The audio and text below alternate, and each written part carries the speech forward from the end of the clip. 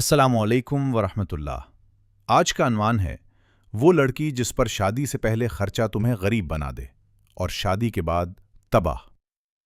अगर शादी से पहले ही कोई लड़की तुम्हारे पैसों को अपना हक समझती है तो याद रखो, वो प्यार नहीं कर रही, तुम्हारी कमाई को हजम कर रही है।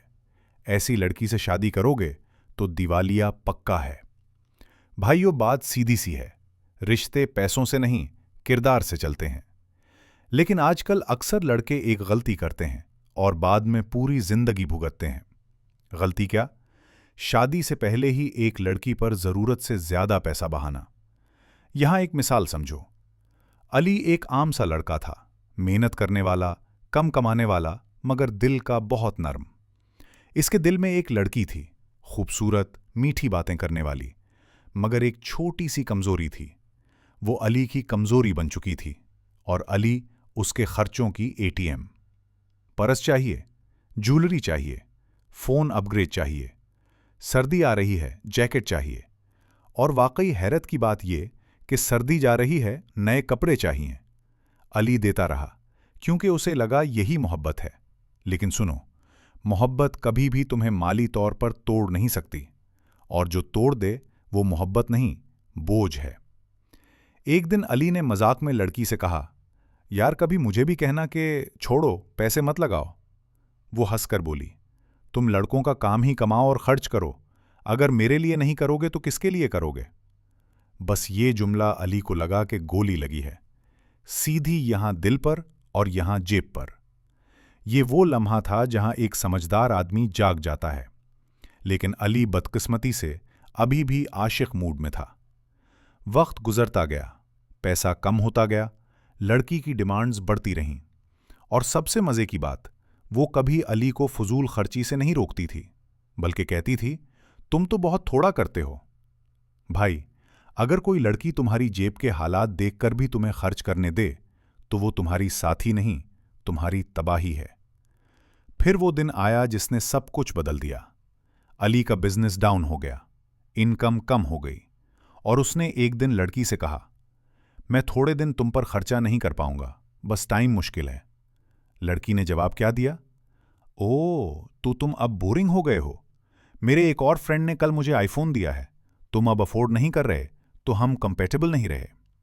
और अगले दिन वो गायब। अली टूटा? हां, लेकिन बोला क्या? अल्हम्दुलिल्लाह, उसने मुझे बर्बादी से पहले छोड़ दिया। ये कहानी क्यों सुनाई? क्योंकि अक्सर लड़कों की तबाही शादी के बाद नहीं, बल्कि शादी से पहले ही शुरू हो जाती है, जब वो गलत लड़की को सरमायाकारी समझ बैठते हैं। अब यहां थोड़ा सा मिजाज भी सुन लो। लड़के कहते हैं, यार लड़की इतनी महंगी क्यों होती है? भाई, ब्रांडेड चीजें हमेशा महंगी होती हैं, लेकिन असल मसला यह है कि बाज लड़कियां ब्रांडेड बनने की कोशिश करती हैं, जबकि क्वालिटी लोकल होती है। अगर आप इस तरह के रियलिस्टिक, हकीकत पर मबनी, आंखें खोलने वाले पैगामात चाहते हैं तो चैनल दिया को अभी सब्सक्राइब करें, क्योंकि यहां हम बात करते हैं जिंदगी की, रिश्तों की और अक्ल की। ये दुनिया दो तरह की औरतों से भरी है। वो जो चाहती है कि तुम कमाओ मगर बेजा खर्च ना करो। वो तुम्हें रोकती है, बचाती है, तुम्हारी तरक्की चाहती है।